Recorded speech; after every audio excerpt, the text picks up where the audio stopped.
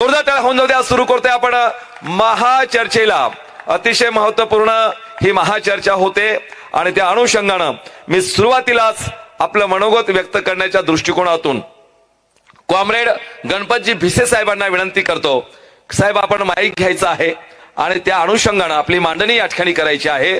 खरं तर या महाराष्ट्रामध्ये जो काही अनुसूचित जाती मधील उपवर्गीकरण करण्याच्या संदर्भात चर्चा सुरू आहे, काय मत आहे आपलं या ठिकाणी चांगली मांडणी आपण करण्याचा प्रयत्न करावा. कॉम्रेड गणपतजी भिसे साहेब. सर्व महापुरुषांच्या विचारांना अभिवादन करतो. लॉर्ड बुद्धा चॅनलनं जी का आपल्या सर्वांसाठी आपापली भूमिका मांडण्याची संधी दिलेली आहे त्याबद्दल मी सर्वप्रथम चॅनलचे संपादक असतील आणि सर्व टीमचं मी मनपूर्वक या ठिकाणी आभार मानतो. आणि माझी भूमिका या ठिकाणी सुरू करण्यापूर्वी मी भूमिका आरक्षण वर्गीकरणाच्या बाजूने मांडणार आहे. आरक्षण वर्गीकरण लढ्यातील मी एक कार्यकर्ता आहे आणि म्हणून माझी बाजू मी या ठिकाणी मांडणार आहे. ही बाजू सुरू करण्यापूर्वी महाराष्ट्रभरातील आताची जी का आपली सामाजिक घुसळण सुरू आहे आणि परस्परांच्या अनुषंगानं जे काय आरोप प्रत्यारोप एकमेकाची निंदा नालस्ती कमी जास्तपणा वर्चस्ववादी मानसिकता ही सगळी जी काही चर्चा सुरू आहे त्यातून महाराष्ट्रातील जे काही या ठिकाणची आपण परिवर्तनवादी चळवळ म्हणू, आंबेडकरवादी चळवळ म्हणू, पुरोगामी चळवळ म्हणू, त्या चळवळीची प्रतिष्ठा जी होती त्याला येणाऱ्या काळामध्ये या ठिकाणी धब्बा लागणार नाही. ही जबाबदारी समर्थकांची बी आहे आणि विरोधकांची बी आहे. आणि म्हणून हा जो विषय आहे तो विषय मांडण्याच्या पूर्वी मी जपानमधील तुम्हाला एक प्रसंग सांगणार होतो. जो जपान या ठिकाणी अमेरिकेसोबत 2 हात करणारा चिमुकला छोटासा देश, त्या देशामध्ये अशाच पद्धतीची त्या ठिकाणी जात जरी नसली तर वर्चस्ववादी काही समूह, बिलकुल ज्याला आपण सामुराई म्हणतो, बुराकामिनी म्हणतो आणि या ठिकाणी आयनू, असे 3 कम्युनिटीमध्ये वर्चस्ववादी मानसिकता त्यात सगळ्यात जास्त सामुराई जातीची होती. आणि सामुराई जाती हा जपानमधील योद्धा असणारा हा समूह आहे. जपानची प्रगती इतक्या जोरात आहे, जपानच्या प्रगतीचा वेग इतका दैदिप्यमान आहे, पण त्याच वेळेस त्या ठिकाणचा जो सामुराई आहे त्या सामुराईची नेहमीच आयनूच्या संदर्भामध्ये जी वागणूक असायची तर ती वर्चस्ववादी असायची. आणि मग जे काही संसाधन असतील, संधी असतील, त्या संधीच्या अनुषंगाने आयनू असतील किंवा बुराकामिनी असतील यांच्यासोबत त्या ठिकाणी भेदभाव केला जायचा. परिस्थिती अशी निर्माण झाली की त्या वर्चस्ववादी मानसिकतेतून जे काही आपण दुसऱ्या महायुद्धामध्ये जपानची जी या ठिकाणी अवस्था झाली की अमेरिकेनं त्या ठिकाणी हिरोशिमा आणि नागासाकी या 2 शहरावर या ठिकाणी अणुबॉम्ब टाकले आणि जपान बेचिराग झाला. बेचिराग झाल्याच्या नंतर मग सामुराई जे वर्चस्ववादी समूह होता त्यांनी विचार केला की आम्ही एवढे प्रभावशाली या ठिकाणी एवढे शूर लढाऊ, आमची ही जी अवस्था झालेली आहे त्याला कारण काय आहे. आणि म्हणून मग सामुराईनं पुढाकार घेतला आणि हे आयनू आणि बाकी जे काय बुराकामुनी वगैरे जे काही जे समूह होते त्यांच्या समोर स्पेशल शरणागती पत्करली. स्वारी म्हटलं, यस, हे राष्ट्र कुठल्याही एका वर्चस्ववादी समूहाचं असणार नाही. आणि म्हणून या देशामध्ये यानंतर जे तळातील असतील, जे वंचित असतील, जे उपेक्षित असतील त्यांचं प्रतिनिधित्व आम्ही मान्य करणार झालो. त्यांच्या विचारांना प्राथमिकता असेल आणि आजपासून आम्ही तुमच्यापेक्षा लहान आहोत आणि तुम्ही आमच्यापेक्षा मोठे आहात. ही भूमिका या ठिकाणी सामुराईनं घेतली आणि नंतर जपानची जी काय झालेली प्रगती आहे होय. आपण सगळ्या उघड्या डोळ्यानं बघत आहोत की जो जपान बेचिराग झालेला जपान पुन्हा एकदा नव्यानं या ठिकाणी उभा टाकलेला आहे. त्याचं कारण असतो की सामुराईनं घेतलेले जे काही भूमिका आहे की मी लहान आणि तू मोठाच बसून. बर. दोस्तो, या लढ्यामध्ये सुद्धा किंवा हा जो आत्ताचा आरक्षण वर्गीकरणचा विषय आहे त्या विषयाकडे पाहत असताना, या विषयाच्या अनुषंगाने समर्थन देत असताना, विरोध करत असताना आम्ही सर्व या आंबेडकरी चळवळीचे पार्ट आहोत. आम्ही सर्व या महाराष्ट्रातील पुरोगामी लढणारे आम्ही सर्व समूह आहोत. आणि म्हणून केवळ मांग महार नवबोधच नाही, आम्हाला या घटनेचा चमार बघावा लागला. या ठिकाणचा जाटव असेल, या ठिकाणचा तुरी असेल, या ठिकाणचा कोरी असेल, या ठिकाणचा धोबी असेल, या ठिकाणचा राजवंशी असेल, हे सर्व जे काही समूह आहेत या देशातील सर्व समूहांना तुम्हाला मला आपलं मानावं लागणार आहे. आणि ह्या वर्गीकरणाच्या विषयातून कुणाच्या वाट्याला काय येईल हा विषय नथिंग आहे. परंतु या चळवळीचं जे नुकसान होत आहे त्या नुकसानास आम्ही दोघंही जबाबदार आहोत की काय, अशी परिस्थिती, असे प्रश्न निर्माण होणार नाहीत ही काळजी सर आपण घेणं अत्यंत गरजेचं आहे.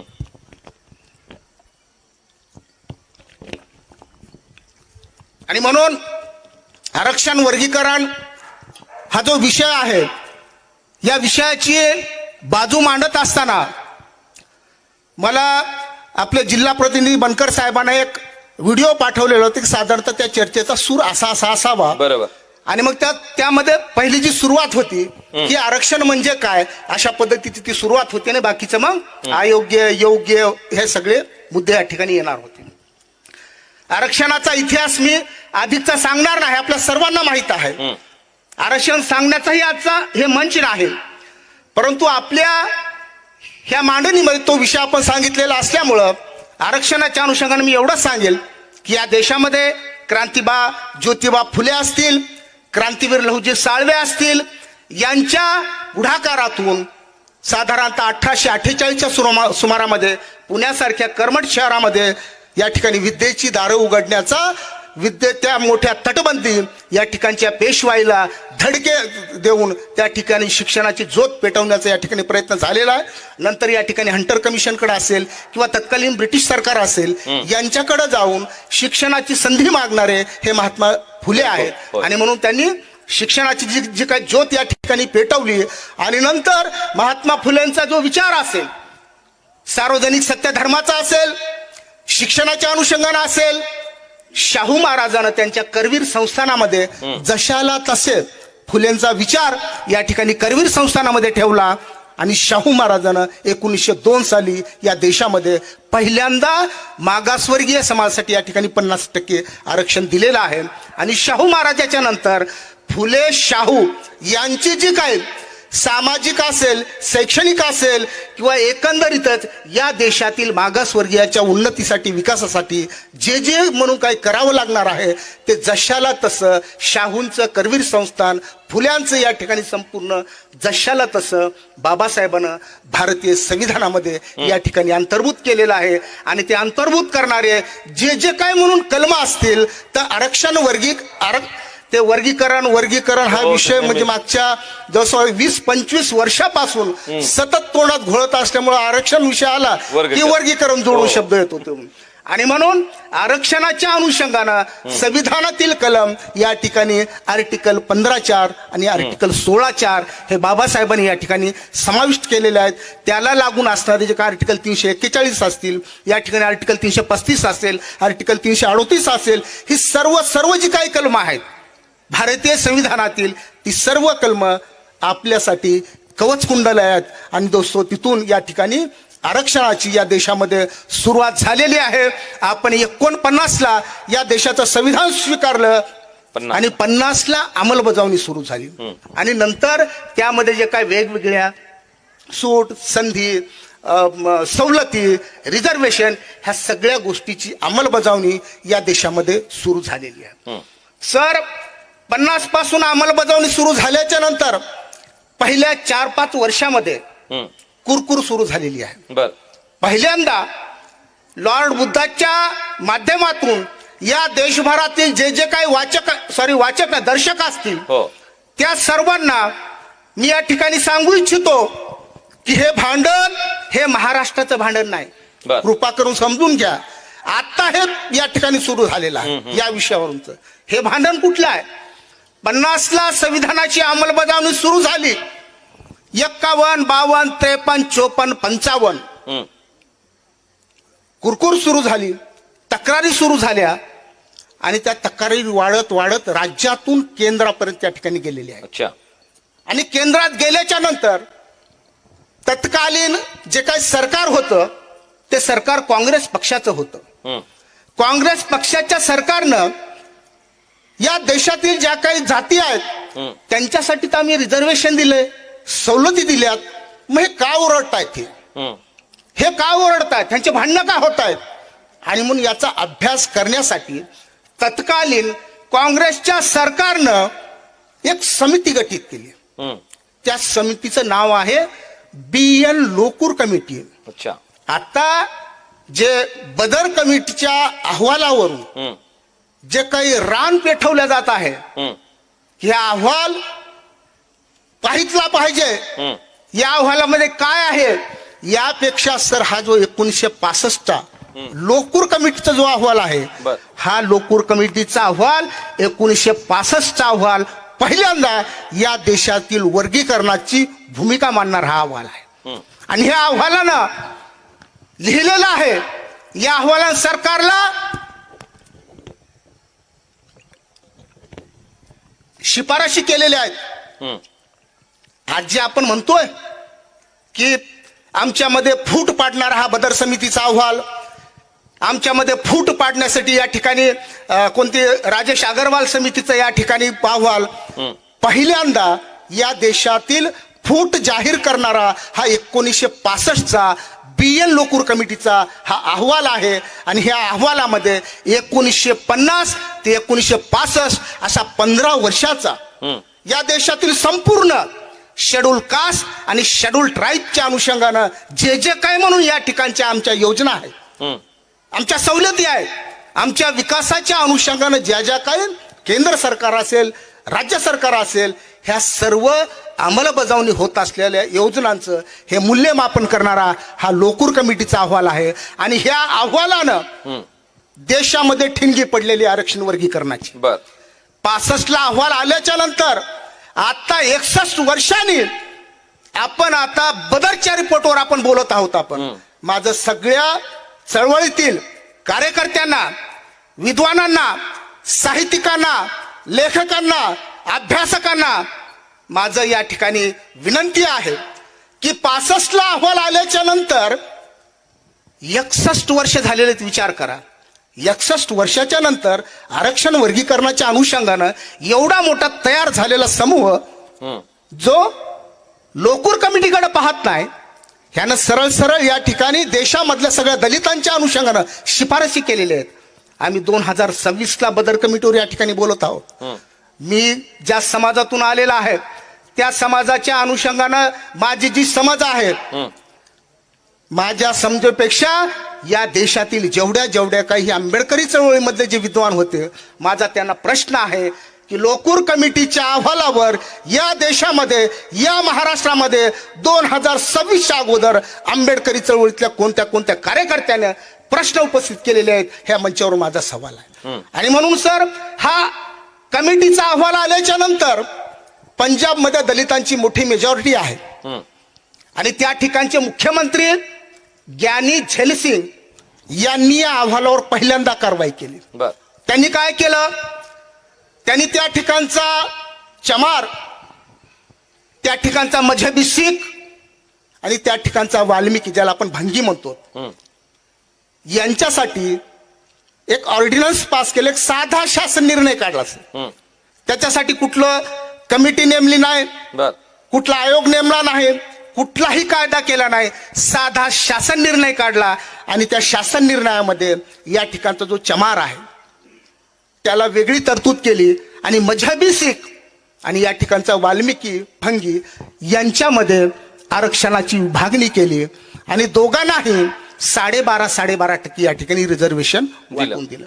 सर 75ला अंमलबजावणी सुरू झाली. एका वर्षामध्ये ज्या मजहबी सिखांचं आणि वाल्मिकीचं संधी ज्याला आपण म्हणतो ना, शासकीय सेवेमधील जी संधीचं प्रमाण होतं ते 14% होतं 75च्या पूर्वी. आणि 75, 76, 77च्या दरम्यान अवघ्या 2 वर्षामध्ये 14%चं 41%वर गेलेलं आहे. अच्छा. हे जो देशभरामध्ये जे काही जी ठिणगी पडलेली आहे, हे जे लोन पसरलेलं आहे, हा अनुभव पंजाबचा आहे की एका वर्षामध्ये ज्या समूहाला संधी केवळ 14% मिळत होती, त्या समूह या ठिकाणी 41%वर आलेला, म्हणजे 50%वर या ठिकाणी आलेला आहे. पंजाब मधला हा अनुभव हरियाणामध्ये सुरू झाला आणि हरियाणाच्या नंतर मग अगदी साऊथकडे गेला तो, की तामिळनाडू असेल त्या ठिकाणचा अरुंधती यार आहे, त्यांनी चळवळ सुरू केली. आंध्र प्रदेश मधला जो मादिगा आहे त्यांनी चळवळ सुरू केली. कर्नाटक मधला जो काय आपला मादिगा आहे त्यांनी चळवळ सुरू केली आणि देशभरामध्ये वर्गीकरणाची या ठिकाणी मागणी होत राहिली. पहिल्यांदा पंजाबच्या नंतर दुसऱ्या राज्यामध्ये आरक्षण वर्गीकरणाची अंमलबजावणी झाली. ते राज्य होतं आंध्र प्रदेश, त्यावेळेस तेलंगणा नव्हतं.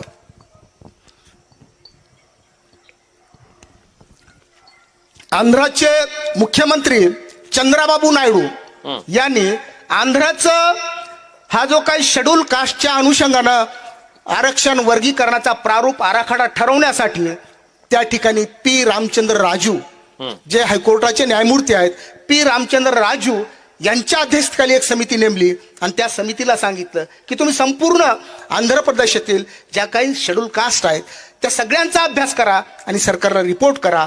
हा रिपोर्ट आल्याच्या नंतर आंध्र प्रदेशमध्ये 2000 साली कायदा झालेला आहे आरक्षण वर्गीकरणाचा.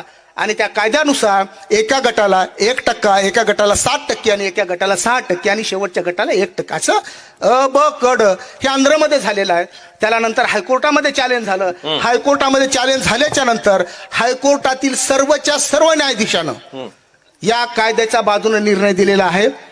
राज्य सरकारनं केलेला कायदा हा संवैधानिक आहे आणि म्हणून या कायद्याच्या अनुषंगानं हे न्यायालय सरकारच्या बाजूने असा निर्णय दिला.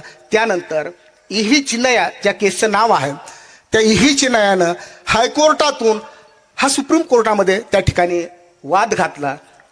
सर माझ्यासारख्या वर्गीकरणवादी कार्यकर्त्याला प्रश्न पडतो, किती टक्केचा वाद होता? मालाला 6% भेटलं होतं आणि मादिगाला 7% भेटलं होतं. 1%साठी म्हणजे जे आम्ही भाऊ म्हणतो ते एकमेकाला, जे आम्ही सगळ्यांनी एक राहिलं पाहिजे म्हणतो, मग मादिगाच्या वाट्याला आला 7% आणि मालाच्या वाटेला आलेलं होतं 6%.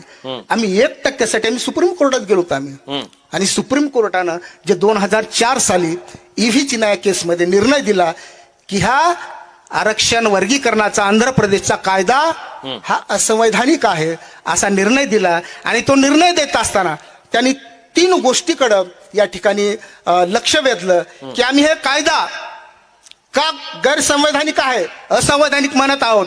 त्याचं पहिलं कारण सांगितलं की आर्टिकल 14चं या ठिकाणी उल्लंघन होतं. त्यांनी दुसरं कारण दिलं की आम्ही सर्व होमिजिनियस आहोत, आम्ही एकजिन्सी आहोत.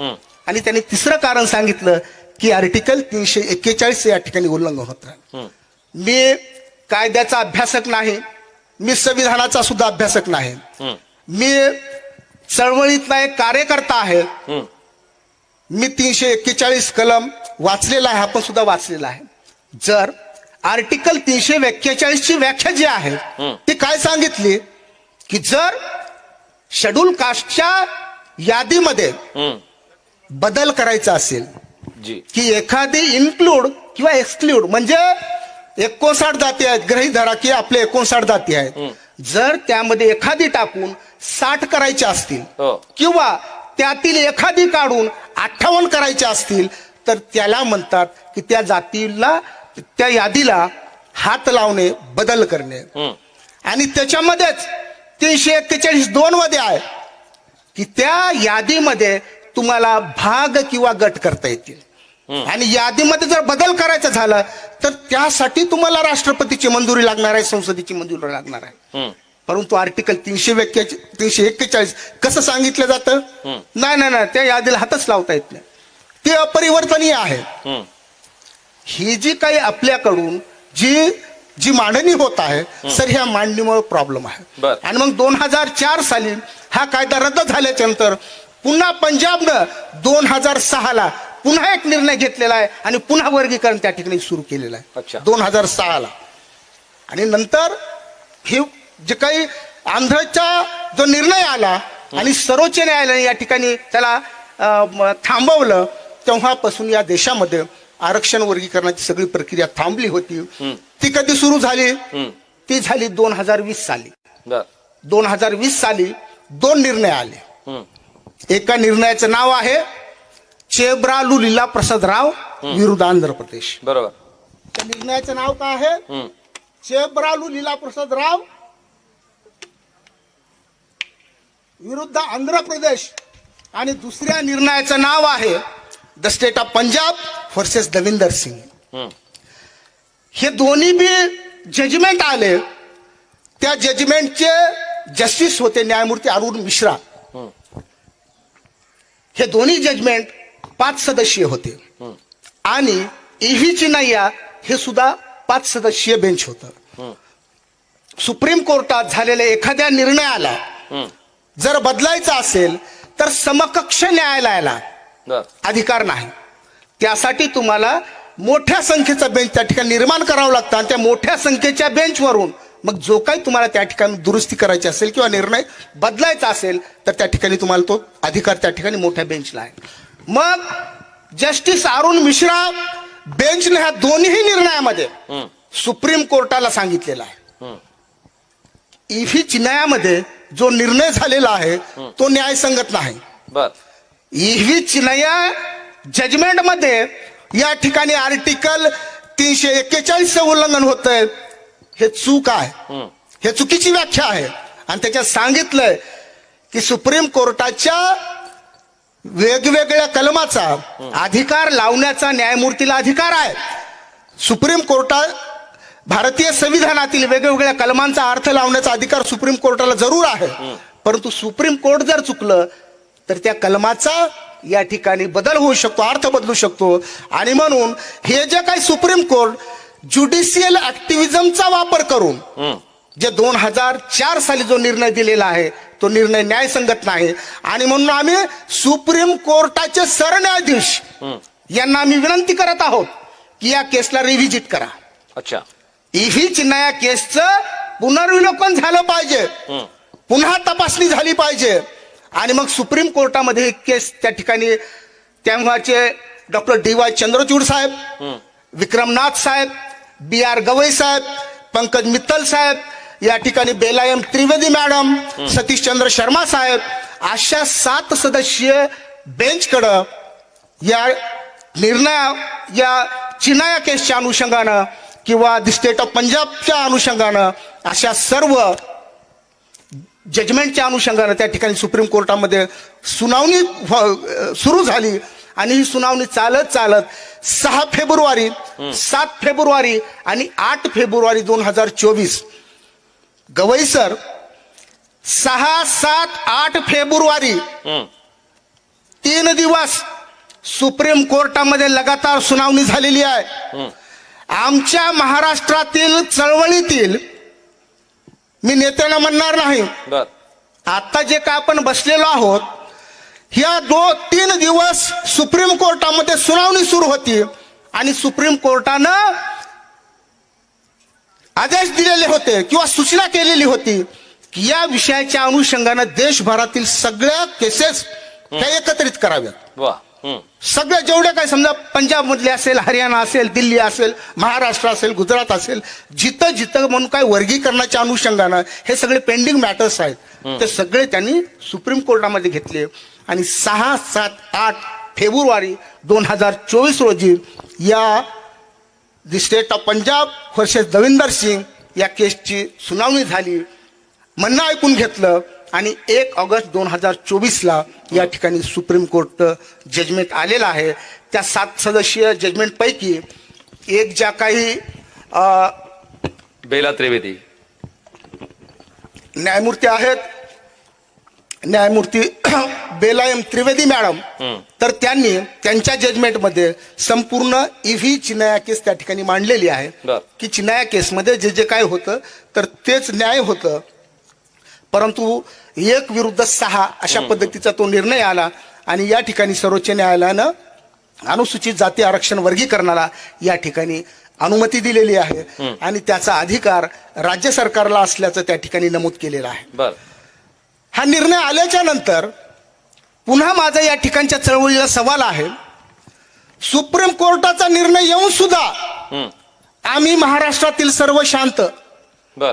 मी अत्यंत जबाबदारीने बोलतो, आम्ही कधी वाद सुरू केलाय, बदर कमिटीवरून आम्ही वाद करतोय. माझ्या मांडणीमध्ये मी सुरुवातीपासून सांगतो, हे लोकूर कमिटीचा अहवाल आलाय, त्यावर आम्ही कुणीच काय बोललो नाही. सर्वोच्च न्यायालयामध्ये सुनावणी झाली, त्यामध्ये आम्ही काहीच बोललो नाहीत. म्हणजे जेव्हा की एफस्टीन फाईल आणि त्या ठिकाणच्या त्या विषयावर आम्ही बोलतो, परंतु आम्ही लोकूर कमिटीवर आम्ही बोलू शकत नाहीत. आंध्र प्रदेश मधला रामचंद्र राजू आयोगाच्या ह्याच्यावर आम्ही बोलत नाहीत. तमिळनाडू मधला सदाशिव आयोगावर आम्ही बोलत नाहीत. कर्नाटकामधला जनार्दन आयोगावर आम्ही बोलत नाहीत. म्हणजे आम्ही आमच्या अनुषंगानं देशातल्या करोडो शेड्यूल कास्टच्या अनुषंगानं त्यांच्या भवितव्याचा इतिहास लिहिला जात असताना आम्ही कालपर्यंत मध्ये कधी 16 मार्च पर्यंत आम्ही सर्व शांत होतो. आता आम्हाला सांगितलं जातं की नाही आम्ही म्हणलं तुला हो द्या, मग आताही थांबायला पाहिजे ना. एवढ्या विरोधामध्ये निर्णय गेले, आम्ही काही त्याच्यावर प्रतिक्रिया दिली नाही. 16 मार्चच्या नंतर आम्ही खडबडून जागो झालो आम्ही आणि करा आता सुरू केलेलं आहे. सर, हे इंडियन आयडॉल आहे की मेलच्या संख्येवरून या ठिकाणी तुमचा शासनाचा निर्णय होणार आहे? अरे ज्यावेळेस बाजू मांडायची होती आम्ही गेलो बदर कमिटीकडे, आम्ही सांगितलं की असा प्रारूप आराखडा असला पाहिजे. आम्ही निवेदन कधी दिलेत, त्यांनी आमचं घेतले नाही. आम्ही पोस्टानं पाठवले, आम्ही टपालाला पाठवले, आम्हाला मंत्रालयात कुणी येऊ देत नव्हतं, आम्हाला पासेस मिळत नव्हत्या. आम्ही महिना मुंबईमध्ये त्या ठिकाणी एका कपड्यावर ड्रेसवर आम्ही थांबलेलो मुंबईमध्ये आणि आम्ही सरकारकडे बाजू आम्ही लावून धरलेले. आम्ही काल 16 मार्चला आम्ही उठतोय आणि बदर कमिटीचा आम्हाला अहवाल पाहून घेऊ द्या असं आम्ही या ठिकाणी मांडणी करतो. सर, प्रत्येकाला अधिकार आहे, बदर कमिटीचा अहवाल बघितला पाहिजे, त्या अहवाल पाहून निर्णय झाला पाहिजे, याच्याशी आमचं सुद्धा दुमत नाही. आमचं म्हणणं आहे की जेव्हा महाराष्ट्रातील मांग बार्टीने एक कमिटी नेमली होती त्याला आम्ही विरोध केला. सर, आपल्या सगळ्यांची जी समज आहे, हे सगळे मांग एक आहेत, हे सगळे मांग अंधपणे या ठिकाणी चालत आहेत. बार्टीची कमिटी नेमल्याच्या नंतर आम्ही बार्टीच्या महासंचालकाला सांगितलं, हे तुम्ही चूक करताय. 59 जातीचा निर्णय जर होणार असेल तर 59 जातीच्या प्रतिनिधीला त्या ठिकाणी संधी मिळाली. हा महत्वाचा पॉइंट आहे. हे सांगणार कोण? आम्ही आहोत. की बार्टीच्या महासंचालकाला आणि बार्टीवर जे काही सदस्य म्हणून गेलेले जे मातंग लोक होते, आम्ही त्यांना विरोध केला. आमचं सकल मातंग समाज फुटलं का? तर आम्ही विरोध केला की 56 जातीच्या भवितव्याचा फैसला एकट्या मांगांना करता येत नाही आणि मग त्या ठिकाणी 59 जातीपैकी काही ठराविक जातीचे तरी प्रतिनिधी असले पाहिजेत. हे कोण सांगितलं? आम्ही भांडतो, आमचे निवेदन आहे. तुम्ही जर म्हणलात की तुम्ही या ठिकाणी खोटं बोलताय, आमच्याकडे निवेदन आहेत. सर, त्यानंतर एक पुन्हा समिती नेमली, पुन्हा एक समिती नेमली आणि त्यांना सांगितलं की तुम्ही देशभरामध्ये फिरा. त्याच्यामध्ये बी कोण? मातंगाचे लोक. आता आम्ही कार्यकर्ते आहोत, आम्ही राजकीय नाहीत आणि म्हणून आम्ही कधी घुसखोरी बी केली नाही आणि कधी अपेक्षा बी ठेवली नाही आणि त्या हेतून आम्ही ह्या चळवळीमध्ये काम बी करत नाहीत. आम्ही त्या कमिटीला सुद्धा पर्यटन समिती म्हणून हिनवलं की अरे महाराष्ट्रामध्ये फिरा ना. आणि महाराष्ट्रामध्ये फिरत असताना 5-6 मांगाचे लोक, मांगाचे नेते, मांगाचे कार्यकर्ते 56 जातीचा फैसला 56 जातीचं भवितव्य नाही ठरवता येणार आणि म्हणून ही पर्यटन समिती सुद्धा ही बंद केली पाहिजे म्हणून. गंगाखेडचे आमदार, पाथरीचे आमदार, मुंबईतले काही लोक घेऊन आमदार वगैरे आम्ही मुख्यमंत्र्याकडे गेलो होतो. आम्ही फडणवीस साहेबांची भेट घेतली. मी हे सर्व ओपनली लाईव्ह डिबेट मध्ये बोलतोय की मला उद्या लोक विचारणार आहे तू खोटं बोलतोय म्हणून. सर, आम्ही मुख्यमंत्री फडणवीस साहेबाकडे गेलो आणि त्यांना सांगितलं की नाटक बंद करा, असं आरक्षण वर्गीकरण करता येत नाही, ह्या कमिटीच्या अहवालावरून आरक्षण वर्गीकरण होणार नाहीत, म्हणून आमच्या कानात बिड्या ठेवू नका. हा शब्द मी मुख्यमंत्र्याला वापरलेला माणूस आहे. आमच्या कानात बिड्या ठेवू नका, असं आरक्षण वर्गीकरण होत नसतं. आरक्षण वर्गीकरणाचा प्रारूप आराखडा ठरवण्यासाठी एखाद्या रिटायर्ड जस्टिसची नियुक्ती करा की तो जस्टिस हे 59 जातीशी संबंधित असता कामा नये. अरे जिथं गवई साहेबांवर विश्वास ठेवायला तयार नाहीत तर बाकीच्या कुठल्याही जरी जातीचा घेतला तरी त्याला पार्शियल रिपोर्ट म्हणून त्याची चर्चा होईल, त्याची हेटाळणी होईल. आणि म्हणून 59 जाती व्यतिरिक्त ज्याचं यामध्ये इंटरेस्ट आहे असा न्यायमूर्ती नेमा तुम्ही. अशा मी मुख्यमंत्र्याकडे जाऊन भेटून वर्षभर भांडण मुख्यमंत्र्याकडे आमचं होतं की तुम्ही आयोग नेमा. आयोग 2 आंदोलन म्हणून आम्ही मंत्रालय या ठिकाणी केलेलं आहे. आणि म्हणून आम्ही सातत्यानं आम्ही आरक्षण वर्गीकरणाच्या अनुषंगानं हा विषय संवैधानिक पद्धतीनं पुढे गेलं पाहिजे, सर्वसंमतीनं पुढे गेला पाहिजे, यासाठी आम्ही प्रयत्न केलेले. सर, आम्ही नागपूरला बैठक घेतली. नागपूरचे या ठिकाणी चमार समाजाचे, भंगी समाजाचे, हिंदू खाटीक समाजाचे, चर्मकार समाजाचे, मातंग समाजाचे आम्ही सर्व त्या ठिकाणी कार्यकर्त्यांना बोलवलं. त्यांना सांगितलं की बा ह्या विषयावर आपली आम सहमती बनणं गरजेचं आहे. बरोबर. आम्ही कोल्हापूरला बैठक घेतली. कोल्हापूरमध्ये सर्व जातीचे प्रतिनिधी बोलवले. त्या बैठकीमधून सुद्धा या विषयाच्या अनुषंगाने मांडणी केलेली आहे. आणि त्यानंतर कोल्हापूरमध्येच आम्ही गोलमेज परिषद घेतली सर आम्ही. आणि त्या गोलमेज परिषद त्याविषयी आयोग बदर गिदर काय नव्हतं. आम्ही सर्व त्या परिषदेला बोलून घेतले. त्यामध्ये गौतमी पुत्र कांबळे होते, लोकसत्ताचे वरिष्ठ पत्रकार मधु कांबळे होते. म्हणजे या ठिकाणचे जे इंटेलेक्च्युअल लेवलला जे काय काम करणारी बुद्धिस्ट मंडळी आहे आम्ही त्यांना बोलवलं. त्यांच्या समोर आरक्षण वर्गीकरणाचा प्रारूप आराखड्याच्या अनुषंगाने चर्चा केली. आणि मग त्यावेळेस असं ठरलं की त्यावेळेसची जी आमची मांडणी होती किंवा त्या सहभागी झालेल्या वक्त्याची मांडणी होती की हे बघा, हे सरकार बौद्धाच्या बी हातामध्ये तलवार देते आणि हे सरकार मांगाच्या बी हातामध्ये तलवार देते.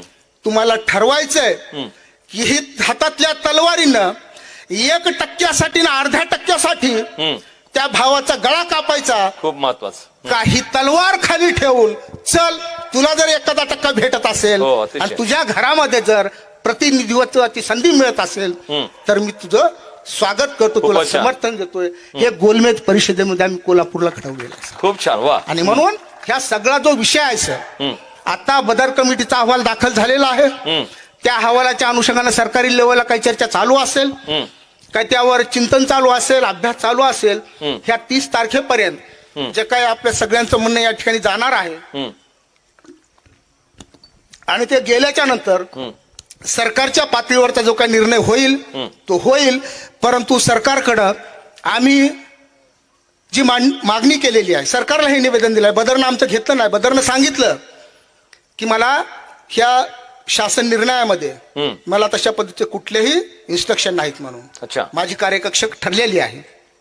आता हे कालचा सुद्धा जो राजेश अग्रवाल समितीचा जो निर्णय आलेला आहे त्याची सुद्धा कार्यकक्षा ठरलेली आहे. त्यामध्ये बदर अहवालाची चर्चा नाही. मी सरकारच्या प्रतिनिधी नाही मी, परंतु आपण जे म्हणतो तो खुला झाला पाहिजे.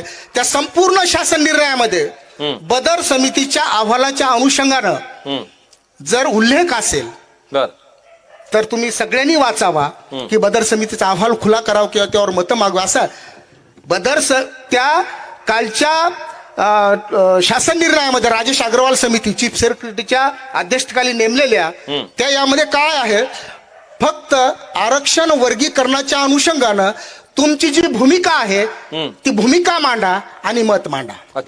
बरोबर आहे. तुमची भूमिका आणि मत मांडा हे त्या GR मध्ये आहे, पण सगळ्यांनी वाचावा.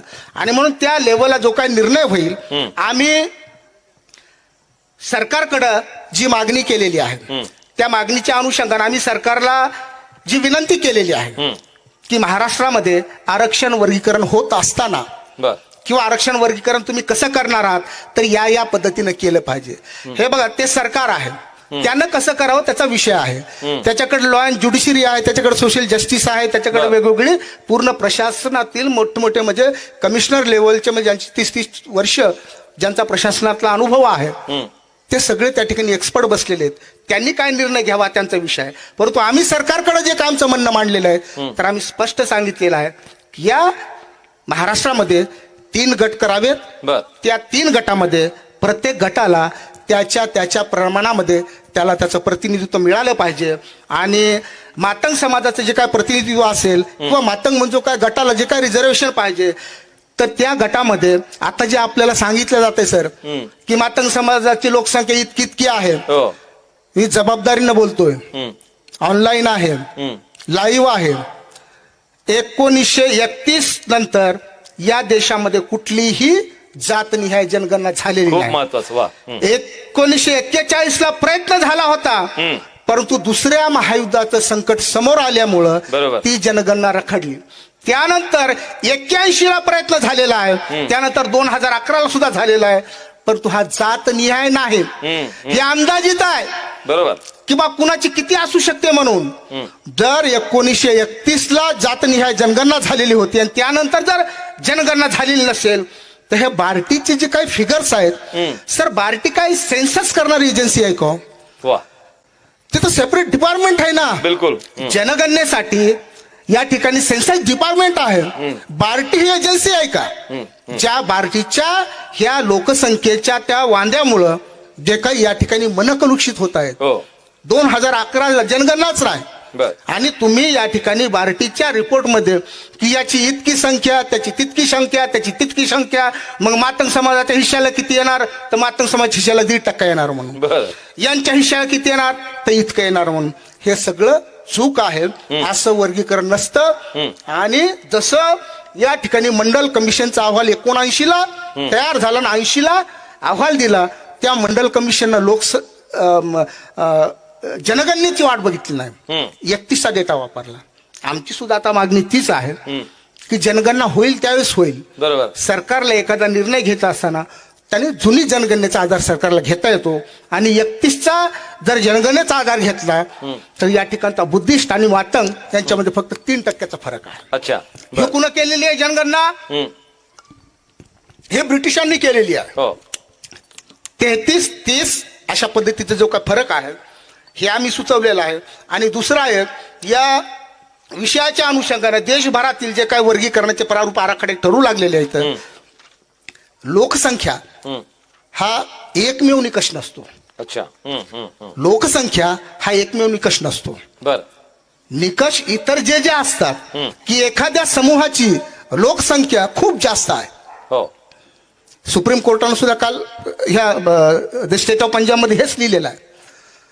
एखाद्या समूहाची लोकसंख्या खूप मोठी आहे परंतु त्याच्या सोबतच असलेला दुसरा एक समूह आहे, त्याची संख्या कमी आहे पण त्याला संधी कमी मिळालेली आहे, त्याच्या गरजा जास्त आहेत. तर लोकसंख्येचा निकष न वापरता त्याचा जो मागासपण आहे, हे जे आपण एम्पेरिकल डेटा हाच तो एम्पेरिकल डेटा ना, त्याच्या मागासपणावर त्याची टक्केवारी ठरत असते. आणि म्हणून उद्या जर महाराष्ट्रामध्ये शेड्यूल कास्टमध्ये जर रिझर्वेशन जर झालं तर या ठिकाणच्या बौद्ध बांधवाचं कुठलंही नुकसान होणार नाही, या ठिकाणच्या मातंग बांधवाचं सुद्धा कुठलंही नुकसान होणार नाही. आणि ज्या जातींना 0.2, 0.3 आताच्या घडीला रिझर्वेशनचा लाभ मिळतो त्याला जर 2%, त्याला जर 2.5%, त्याला जर 3% जर त्याच्या वाटेला येणार असेल तर आंबेडकरी चळवळ म्हणून चळवळ दोस्त हो नफ्या तोट्याची चळवळ नसते.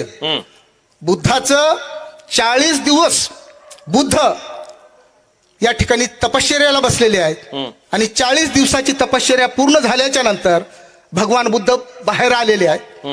सर्व उपासक उपासिका या ठिकाणी बसलेले आहेत आणि त्यांची अपेक्षा असेल की 40 दिवस भगवान बुद्ध या ठिकाणी तपश्चर्या करून आता आल्याच्यानंतर आम्हाला पोटभर ऐकायला भेटणार म्हणून भगवान बुद्ध आलेत, बसलेत आणि वाक्य वापरलं, जिथं स्व आहे तिथं सत्य नाही, बर जिथं स्व आहे तिथं सत्य नाही, आणि जिथं सत्य आहे तिथं स्व नाही. दोन वाक्य बोलले, भगवान पुन्हा परत जाऊन आपल्या त्या ठिकाणी ध्यानस्थ झालेले आहेत. दोस्तो, आंबेडकरी चळवळ कधीपासून नफ्या तोट्याचा विचार करू लागलेली आहे. 6% एकेला भेटत असताना 7% वाल्याच्या अनुषंगाने जर आपण वाद करणार असू तर मला वाटतंय की सगळ्यांसाठीच हे भूषणावं नाही. आता जे काही आपण मोबाईलवर बघत आहोत, या ठिकाणी आमच्या कोंडीबा जाधव म्हणून आलेले आहेत, त्याला त्याच्या गावातले मराठ्यांचे पोरं म्हणालेत, अरे काय सुरू झालं तुमचं? म्हणजे मोबाईल उघडलं की ते आरक्षण, वर्गीकरण, समर्थन विरोध, समर्थन विरोध, म्हणजे मराठ्याचे मोबाईल आणि बाकीचे सगळ्यांचेच मोबाईल या ठिकाणी हँग होण्याच्या मार्गावर आहेत. आणि हे जी काही जात आहे बाहेर, हे ना मातंगासाठी या ठिकाणी भूषणावं आहे, ना बौद्धासाठी भूषणावं आहे. आणि म्हणून या चळवळीतील एक कार्यकर्ता म्हणून मी आरक्षण वर्गीकरण लढ्याला या ठिकाणच्या बौद्ध बांधवानं समर्थन द्यावं अशी मी या ठिकाणी लॉर्ड बुद्धाच्या वतीनं मी विनंती करतो. आणि मला या ठिकाणी जे काय भरपूर वेळ दिलेला आहे, सर मी मीडियामध्ये काम केलेला माणूस आहे, त्यामुळे मला मीडियाचं हे सगळं जो काय सेटअप आहे त्यासाठी काय लागतं आणि मीडिया चालवण्यासाठी काय संघर्ष करावा लागतो हे मला सगळं माहित आहे.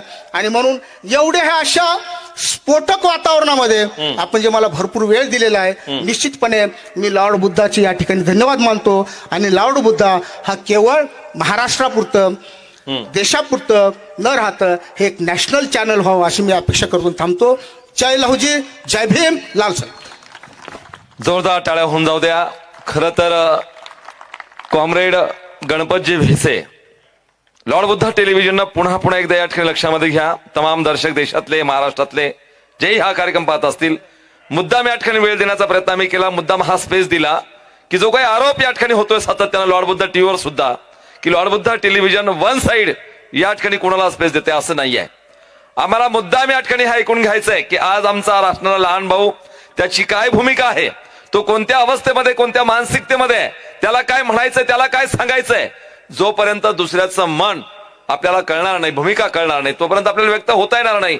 आणि म्हणून या ठिकाणी कॉम्रेड गणपतजी भिसे यांना हे सगळं जाणून दिलं. एकंदरीत त्यांच्या ह्या सगळ्या मान्यवरांना हे लक्षात आलेलं आहे की त्यांनी अतिशय व्यवस्थितपणे या ठिकाणी ही उपवर्गीकरणाची मागणी शासनाच्या माध्यमातून केलेली आहे, त्याचा निर्णय येऊ घातलेला आहे. त्या अनुषंगाने हे वैचारिक मंथन सुरू आहे. आणि आपण आता पुन्हा जातोय पुढच्या प्रवक्त्याकडे. जोरदार टाळ्या होऊन जाते. आपण पाहताय लॉर्ड बुद्धा टेलिव्हिजन प्रस्तुत